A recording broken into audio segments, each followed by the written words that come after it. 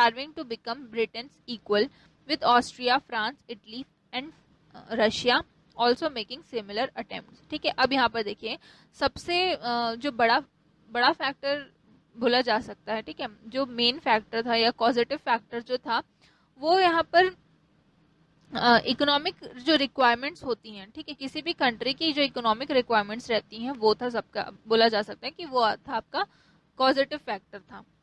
ठीक है, उस वक्त पे जो इंडस्ट्रियलाइजेशन था वो क्या होता, कंटिन्यूसली ग्रोथ कर रहा था और सभी कोई जो है वो अपने नेशन को पावरफुल नेशन बनाने की कोशिश पे थे।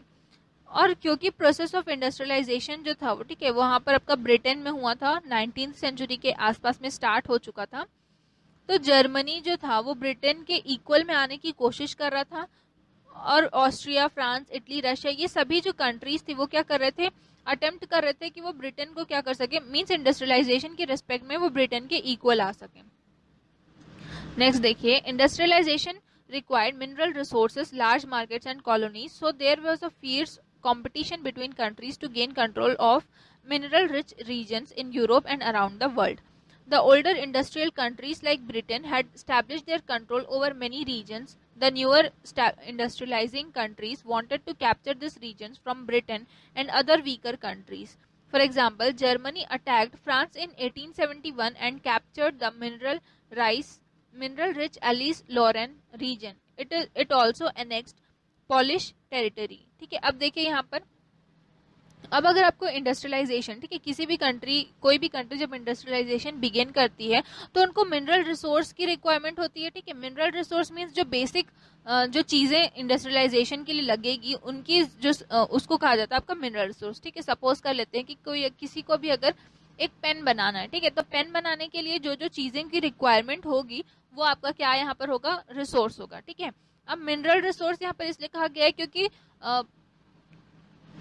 क्योंकि जो मेन चीजें हैं, ठीक है, जैसे आपका मेन चीज है उसको आपको क्या है, अर्थ से डिग करके निकाला जाता है, ठीक है, खोद के निकाला जाता है, तो ये उसको कहा जाता है आपका मिनरल्स। तो यहाँ पर मिनरल रिसोर्सेज की जरूरत पड़ रही है, मीन्स हम लोगों को जो ग्राउंड है उसको डिग करके हम लोग को जो रिसोर्सेस है वो निकालने पड़ेंगे, इसीलिए यहाँ पर मिनरल रिसोर्स कहा गया है। ठीक है, तो कोई भी अगर इंडस्ट्रियलाइजेशन होता है तो हमको सबसे पहले क्या, मिनरल रिसोर्स की जरूरत पड़ती है। ठीक है, सपोज कर लेते हैं जैसे मिनरल रिसोर्स के देखोगे अगर आप लोग, तो अगर आपको इलेक्ट्रिसिटी बनवानी है, ठीक है, इलेक्ट्रिसिटी बनानी है तो आपको आपकी जो रिक्वायरमेंट होगी, ठीक है, वो क्या होगा, आपका कोल। ठीक है, कोल क्या है, आपका एक मिनरल रिसोर्स है।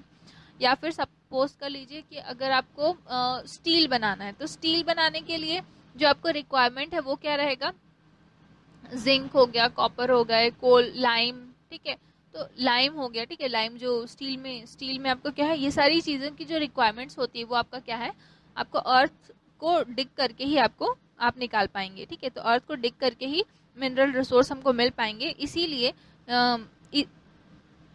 इसीलिए इंडस्ट्रियलाइजेशन अगर हो रहा है तो आपको मिनरल रिसोर्स की जरूरत पड़ेगी। ठीक है, सेकेंड चीज क्या की जरूरत पड़ेगी, आपको लार्ज मार्केट की जरूरत पड़ेगी। ठीक है, अब आपको मिनरल रिसोर्स मिल गया, आपने सामान बना लिया, तो आपको उसको बेचना भी पड़ेगा, तो एक लार्ज मार्केट की जरूरत पड़ेगी। ठीक है, लार्ज मार्केट की जरूरत पड़ेगी और कॉलोनीज की जरूरत पड़ेगी।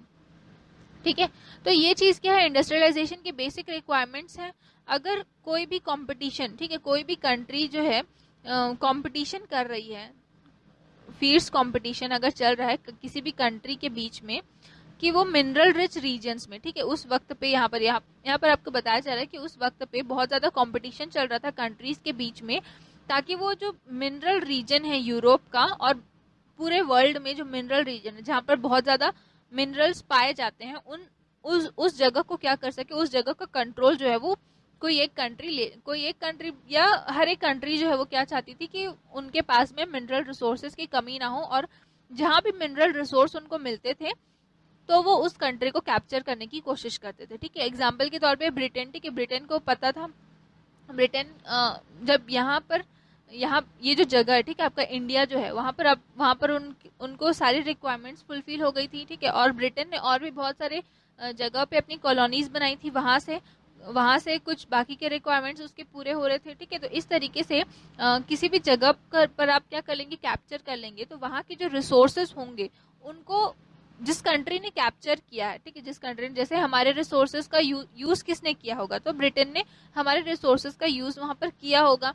उसी तरीके से यहाँ पर बताया जा रहा है कि अगर हम किसी भी कंट्री को कैप्चर कर लेंगे, या फिर उस वक्त पे ये माना जाता था या ये होता था कि जिस भी कंट्री को आप कैप्चर कर रहे हो तो वहां के जो मिनरल रिसोर्सेस हैं आप उसका क्या कर सकते हो, यूज कर सकते हो। ठीक है, अब जो ब्रिटेन था उसने बहुत सारे इंडस्ट्रियल कंट्रीज, बहुत सारी कंट्रीज को कैप्चर करके रखा था, तो वहां पर तो उसके पास में मिनरल रिसोर्सेज की क्या है, कमी नहीं थी, उसकी कमी नहीं थी। और जो जो बाकी कंट्रीज थी जो इंडस्ट्रियलाइजेशन स्टार्ट कर रही थी, उनको मिनरल रिसोर्सेज की जरूरत थी, तो वो ब्रिटेन के साथ में क्या है, कम्पीट करना चाहती थी। तो इसी इसी तो यहाँ पर आपका इसी वजह से जो बाकी कंट्रीज थे वो क्या करना चाहते थे, ब्रिटेन को हराना चाहते थे, ताकि वो जो ब्रिटेन के अंडर में जितनी भी कंट्रीज हैं उनको क्या कर सके, वहां पर कैप्चर कर सके और मिनरल रिसोर्सेज जो है वो उनको मिल जाए। जैसे कि यहाँ पर एग्जाम्पल में दिया है आपको, जर्मनी ने फ्रांस पर अटैक किया 1871 में, और वहां के जो मिनरल रिच जो रीजन है, ठीक है, क्या रीजन है, एलिस लॉरेंट जो रीजन है उसको कैप्चर कर लिया। It also annexed Polish territory. ठीक है, अब देखिए, in those days Britain's industrial growth was helped to a large extent by its growing naval power. उस वक्त पे जो ब्रिटेन का जो इंडस्ट्रियल ग्रोथ था वो बहुत ज्यादा, उनको क्या था, बहुत ज्यादा बढ़ रहा था और बहुत ज्यादा हेल्प उनको मिल जाती थी, क्योंकि उनका जो एरिया था वो क्या था, बहुत ज्यादा बड़ा था। The country ruled the seas, so it was able to expand its trade across the world and also exercise total control over its colonies. Germany knew it would have to first challenge Britain's maritime dominance if it wished to industrialize and expand its trade. But the country had only one harbor in the Northern Sea. It needed to gain access to the Atlantic Ocean, Mediterranean Sea, and Indian Ocean to ensure free passage for its ship across the world. But to do so, it would have to build up its naval fleet to be in a position to confront Britain on the seas. So the country focused in building its maritime strength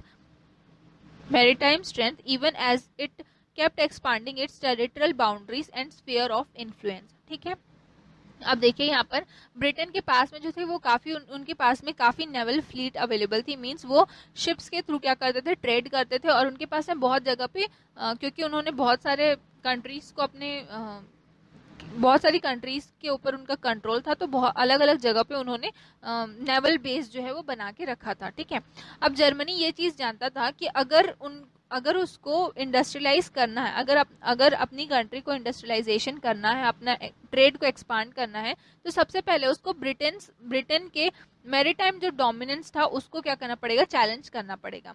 तो इसलिए Germany ने क्या किया, Germany के पास में, ठीक है, Germany के पास में क्या है, एक ही हार्बर था नॉर्थ सी में। अगर वो चाहता है तो अगर वो चाहता है कि वो इंडस्ट्रियलाइज करे, ज्यादा से ज्यादा क्या हो उसके पास मिनरल्स जो है वो हो, तो उनको क्या करना पड़ेगा, अटलांटिक ओशन, मेडिटेरियन सी और इंडियन ओशन, इन सभी जगहों पर एक बेस जो है, नेवल बेस जो है वो बनाना पड़ेगा, ताकि जो उसकी शिप्स हैं, ठीक है, उसके जो शिप्स हैं वो कहीं भी पूरे वर्ल्ड में आ जा सकें। ऐसा करने के लिए उनको क्या है, नेवल फ्लीट बनाना पड़ेगा, नेवल बेस बनाना पड़ेगा, ताकि वो ब्रिटेन के साथ में क्या कर सके, कम्पीट कर सके। ठीक है, तो जर्मनी ने नेवल बेस बनाने पर क्या किया, फोकस किया, और अपने स्ट्रेंथ को वो इंक्रीज करते गए। कैसे इंक्रीज करते गए, जो उसके आसपास की जो कंट्रीज थी उनको कैप्चर करते हुए। ठीक है, आपका आज के लिए इतना ही। नेक्स्ट क्लास में हम लोग कॉम्प्लेक्स इंटरनेशनल ट्रीटी से पढ़ेंगे। Thank you.